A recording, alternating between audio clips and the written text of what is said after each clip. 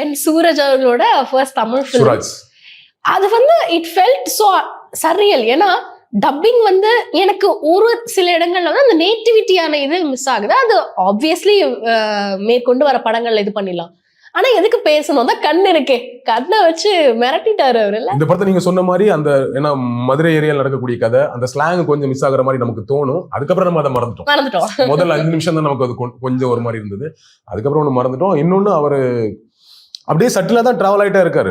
திடீர்னு ஒரு சம்பவம் ஒண்ணு பண்றாரு பாத்தீங்களா, ஒரு 10 நிமிஷம் 15 நிமிஷம் ஹோல்ட் பண்றாரு. நீங்க நல்லா பாத்தீங்கன்னா அந்த 15 நிமிஷத்தை ஹோல்ட் பண்றதே சுராஜ் தான்.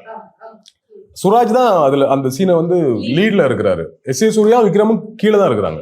அவர் தான் அதை சம்பவம் பண்றது. ஸோ அவ்வளவு இம்பார்ட்டன்ஸ் இருக்கிறதுனால அப்படி ஒரு கேரக்டர் அவ்வளவு பெரிய ஆக்டர் அங்க கூட்டு வந்திருக்காங்கிறது அந்த நியாயம் இருக்கு. மிரட்டிட்டாரு இல்ல, தெரியாதே நாங்க யோசிக்கலையே இப்படி எல்லாம் ஒரு சீன் பேசிட்டு இருப்பாரு.